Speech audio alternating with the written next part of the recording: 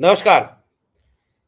तो राजनीति में जो सबसे अहम पड़ाव होता है चुनाव, हम उसके बीच में हैं और इसलिए चुनाव में हर दिन परिस्थितियां बदल रही हैं, समीकरण बन रहे हैं, बिगड़ रहे हैं। लेकिन इस समय ऐसा लगता है कि भारतीय जनता पार्टी के समीकरण ठीक नहीं चल रहे हैं। जो भारतीय जनता पार्टी ने जैसे-जैसे बिसात बिछाई थी, जिस तरह से वो चाहते थे कि वो चुनाव को ले जाएंगे, वो कामयाब होते कम दिखाई दे रहे हैं, मुश्किलों में घिरते दिखाई दे रहे हैं, क्योंकि उनकी सियासी बिसात को विपक्षी दलों के लोग बहुत करीने से, बहुत चतुराई से दूसरी दिशा में बदलते हुए नजर आ रहे हैं। इसलिए अब हर दिन बदलते हुए परिस्थितियों के बीच विश्लेषण बदलता जा रहा है और ये 4 जून तक निश्चित हो पाएगा कि असल में करवट किस तरफ ली गई और चुनाव का परिणाम क्या हुआ। लेकिन अभी जो फिजाएं बदल रही हैं उसका विश्लेषण इस तरह से किया जाना है कि वो किसकी तरफ झुक रही है, किस तरफ रुझान उसका जा रहा है। तो बात हम अगर करें तो इस समय सबसे हॉट मुद्दा 2 या 3 बना हुआ है, टिकट वितरण का। जैसे ये शुरू वहां से हुआ था कि बीजेपी चुनाव जीतने के लिए अकेला 400 पार, अब की बार अकेले भारी सब पर थे नरेंद्र मोदी। उनको विपक्षी दलों के गठबंधनों को तोड़ तोड़ करके एक एक करके सबको अपने पास ले आना पड़ा, सबको अपनी तरफ खींचना पड़ा, ये सारा काम करना पड़ा। वहां से शुरू होकर के प्रज्वल रेवन्ना जैसे घोर बलात्कारी को भी अपनी पार्टी के समर्थन में रैली करनी पड़ी और प्रधानमंत्री की यह टिकट वितरण पर घोर आपत्ति उठने लगी कि अब बलात्कारी बीजेपी के साथ खड़े हैं और एक बलात्कारी और क्रूर बलात्कारी, निर्मम बलात्कारी प्रज्वल रेवन्ना जैसे व्यक्ति के लिए प्रधानमंत्री नरेंद्र मोदी वोट मांग रहे हैं। दूसरा सवाल आया भ्रष्टाचारी का। तो इलेक्टोरल बॉन्ड की भयानक लूट, जैसे बलात्कार के, सेक्सुअल हरासमेंट के मामलों में प्रज्वल रेवन्ना जैसा मामला अप्रत्याशित है। कोई एक दो महिलाओं के साथ बलात्कार करे, दो चार के साथ करे, अपराध करे, गलत करे, वो अपराधी है। जो लगभग 3,000 महिलाएं जिसकी शिकायत कर चुकी हैं और जिसका शिकार हो चुकी हैं, ऐसे व्यक्ति को बीजेपी चुनाव के बीच में विदेश भगवा देती है और प्रधानमंत्री नरेंद्र मोदी उसकी कैंपेन करने के लिए चले जाते हैं। बलात्कारियों के साथ खड़े होने वाले लोग, कठुआ के साथ खड़े होने वाले लोग, हाथरस की बेटी में जो अन्याय के खिलाफ खड़े हो गए थे, वो सारे लोगों को आज भी ये टीस होती है कि हाथरस में न्याय नहीं मिला। और इलेक्टोरल बॉन्ड जैसी लूट, वैसी लूट, छोटी मोटी लूट होती है, कोई 5 करोड़ 10 करोड़ दाएं बाएं कर ले, 100 करोड़ दाएं बाएं कर ले, हजार हजार करोड़ रुपयों का चंदे की वसूली धंधे के नाम पर और ईडी सीबीआई से डरा करके वहां बीजेपी पूरी तरह से फंस गई। भ्रष्टाचार, बलात्कारी, महिला सुरक्षा की बात करती है बीजेपी। प्रधानमंत्री नरेंद्र मोदी को इस बात की चिंता हो रही थी कि आपके मंगलसूत्र छीन करके मुसलमानों में बांट देंगे, ये प्रधानमंत्री की भाषा थी। मंगलसूत्र छीन लिया जाएगा। जो कल तक कहता था कि देश खतरे में है, वो अब कहता है कि आपकी भैंस खतरे में है। आपकी भैंस अगर होगी तो भैंस खोल ले जाएंगी अगर इनकी विपक्षी वालों सरकार बन गई। इसका मतलब बीजेपी मनोवैज्ञानिक खेल में शिकस्त पाती दिख रही है कि सरकार विपक्षी दलों की बन रही है क्या, इसलिए वो आगाह कर रही है, इनको वोट मत दे देना, इनको इनको मत आप समर्थन दे देना। ये एक खेल चल रहा है। तो टिकट वितरण में बीजेपी कहां बुरी तरह फंस रही है? बीजेपी फंस रही है कैसरगंज में। और कैसरगंज में आप क्या बीजेपी इतनी कमजोर पार्टी हो गई कि बीजेपी को जाट वोट नहीं देंगे तो बीजेपी जीतेगी नहीं? बीजेपी को पश्चिमी यूपी में जीतना है, बीजेपी को हरियाणा में जीतना है, बीजेपी को किसान आंदोलन की नुकसान की भरपाई करनी है। काले कानून वापस ले लेने के बाद भी इस बात की गारंटी नहीं है कि जाट और किसान उनको वोट दे रहे हैं, क्योंकि महिला पहलवानों ने घोर आरोप लगा दिए कि ब्रजभूषण शरण सिंह ने उन महिला खिलाड़ियों के साथ बहुत अन्याय अत्याचार किया। बीजेपी ने कोई कार्रवाई नहीं की। ऐसे वक्त में बीजेपी ने कैसरगंज यूपी का टिकट रोके रखा, और जब 2 चरण का वोट पड़ गया, जब पश्चिमी यूपी में जाटों को वोट दिलाने के लिए चौधरी चरण सिंह को भारत रत्न देना पड़ा, कलेजे पर पत्थर रख करके, क्योंकि चौधरी चरण सिंह जिन किसान आंदोलनों के लिए जाने जाते हैं, किसानों के जिन मुद्दों पर लड़ाई लड़ते रहे, वो काम तो बीजेपी सरकार ने नहीं किया। किसानों को एमएसपी देना, मुल्क की तरक्की का रास्ता खेतों और खलिहानों से होकर जाता है, उन खेतों और खलिहानों के किसानों को आय दुगनी करने की बजाय कर्ज दुगना कर देना, एमएसपी कानून की गारंटी देने की बात मैनिफेस्टो में ना रखना, किसान नाराज। फिर तो जयंत चौधरी को मिला लिया। जयंत चौधरी परिवारवाद नहीं है, बताइए, जयंत चौधरी तो तीसरी पीढ़ी है, बीजेपी के साथ खड़े हैं। तो भ्रष्टाचारी, परिवारवादी, बलात्कारी सब बीजेपी के साथ खड़े हो गए। बीजेपी इतनी माइंड गेम में कमजोर पड़ गई है, अकेले सब पर भारी हो रहे थे। तो 2 चरण का वोट पड़ने के बाद उनको समझ में आया कि अब ब्रजभूषण शरद सिंह वाले टिकट का फैसला कर लें। कैसरगंज उत्तर प्रदेश में देवी पाटन मंडल के बीच एक ऐसी सीट, एक ऐसा नेता जो इनके गले की हड्डी बन चुका। पीछे के गलियारों से चर्चा ये होती है कि कैसरगंज में जो दबदबा वाला नेता है, उसका बीजेपी में मोदी के बाद वाले नेता से बड़ा अच्छा संबंध है, क्योंकि लखनऊ वाले नेता पता नहीं उतना पसंद करते कि नहीं। तो टिकट तो उसे मिलना था। समझौता इस बात पर हुआ कि टिकट आपको नहीं मिलेगा, टिकट आपके बेटे को मिल जाएगा। और उसी दिन से चाहे आरएलडी के कई बड़े नेता हों, वो इस्तीफा देना शुरू कर देते हैं। तमाम लोग इस्तीफा देना शुरू कर देते हैं, और वो इस बात का सवाल उठाने लगते हैं कि भैया ये कैसी राजनीति आपकी, कि आप इतने डरे हुए हैं कि आप यह सारी चीज छोड़ दे रहे हैं कि उसको टिकट बलात्कारी के बेटे, मतलब ये आरोप लगा ना भाई, उसी दबाव में तो आपने टिकट नहीं दिया, क्योंकि सारे टिकट आप दे रखे थे, कैसरगंज छोड़ रखे थे।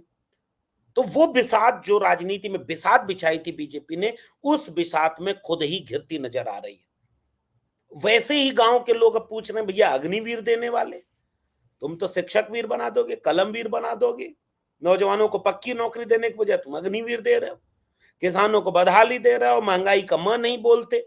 ये सारी चीजें चल रही हैं।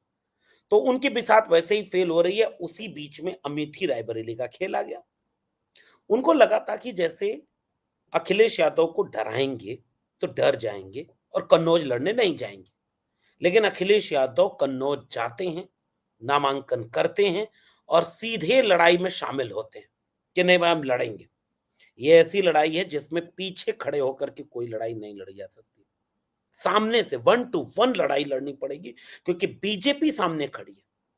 बीजेपी चाहती है कि आप इस तरह की चीजों में कमजोर पड़ जाएं। बीजेपी चाहती है कि आप ऐसे कमजोर पड़ जाएं ताकि हम ये मैसेज दे सकें कि भाग गए। अखिलेश यादव ने तय किया कि नहीं, कन्नौज जाएंगे, लड़ेंगे। राहुल गांधी तय कर रहे थे, वायनाड से चुनाव लड़ चुके थे, वहां भी एक खेल चल रहा था कि 2 चरण के बाद यहां पर तय करेंगे कि कहां से लड़ेंगे। बहुत बिसात बिछा दी बीजेपी ने, और बीजेपी ने अमेठी को पूरी तरह से अपने गिरफ्त और अपने कब्जे में ले लिया था।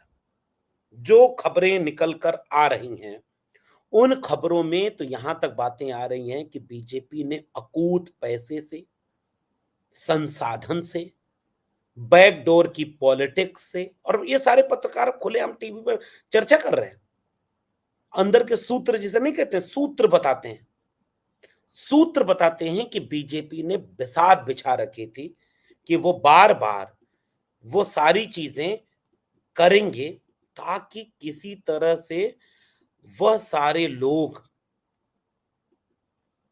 वह सारे लोग जो राहुल गांधी को पूरे देश में प्रचार करते हुए देखना चाहते हैं, क्योंकि राहुल गांधी एक बड़ा चेहरा तो विपक्षी गठबंधन के बन गए ना भाई, पूरे देश में घूम रहे हैं।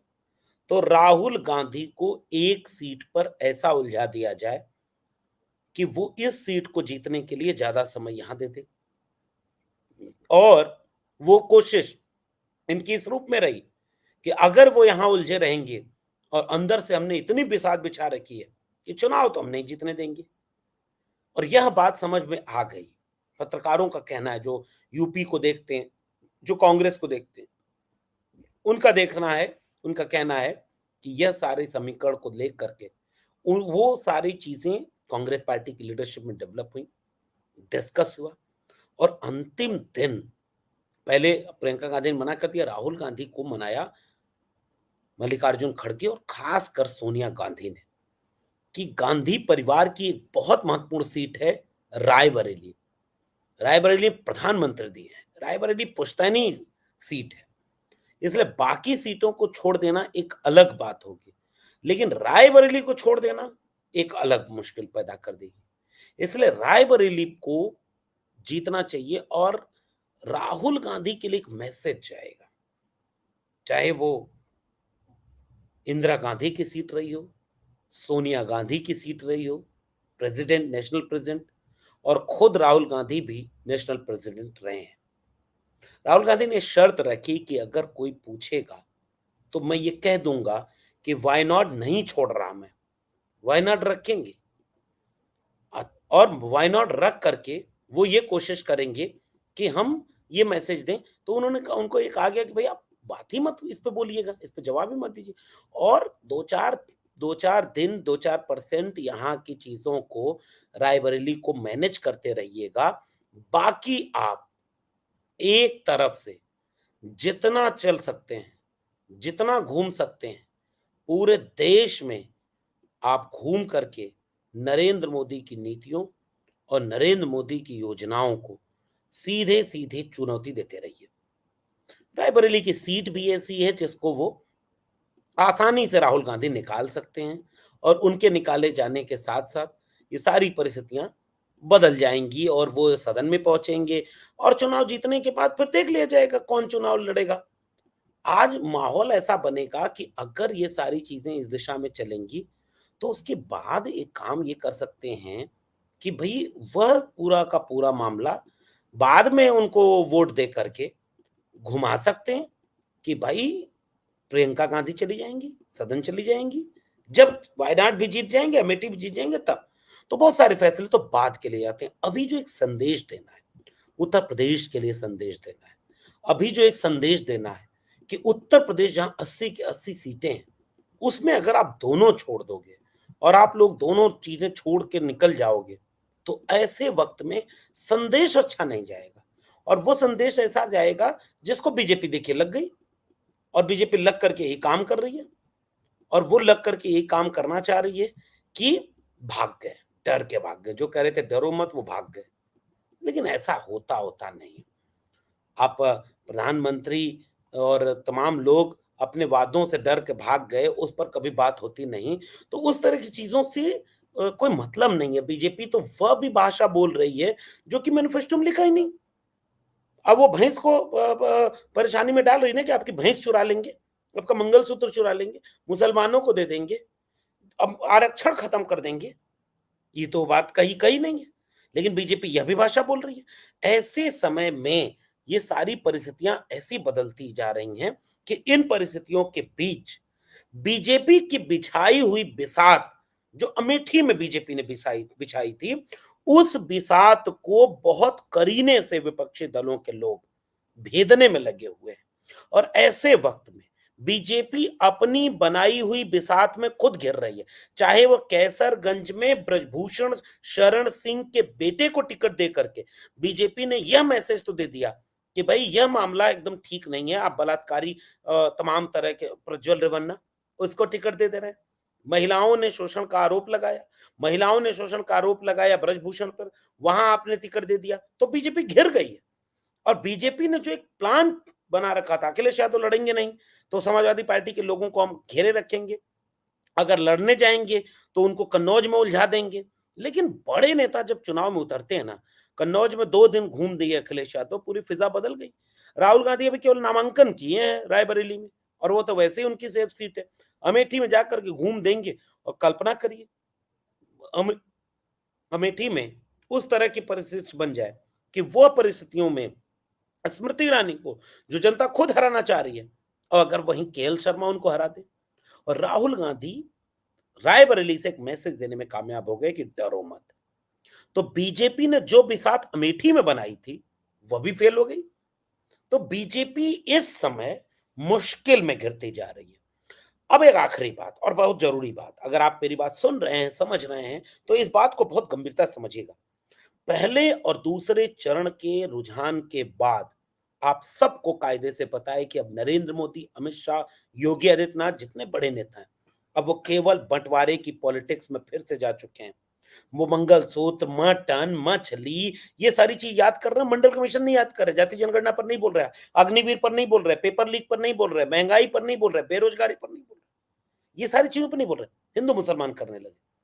तो वो अपने मुद्दे, असली मुद्दे पर आ गए। इसका मतलब कि उनको बेचैनी है कि जनता उनके खिलाफ मन बनाई हुई है।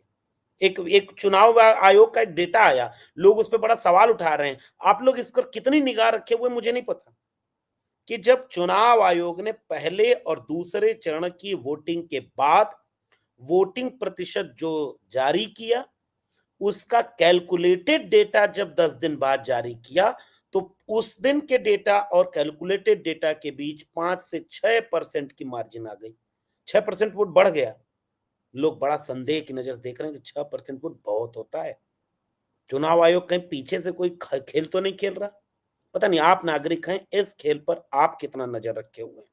और वहीं दूसरी तरफ तीसरे चरण से लेकर के पुलिस प्रशासन और वोटिंग डालने के समय जो विपक्षी दलों के लोग हैं, उनको परेशान करने की खबरें बढ़ती जा रही।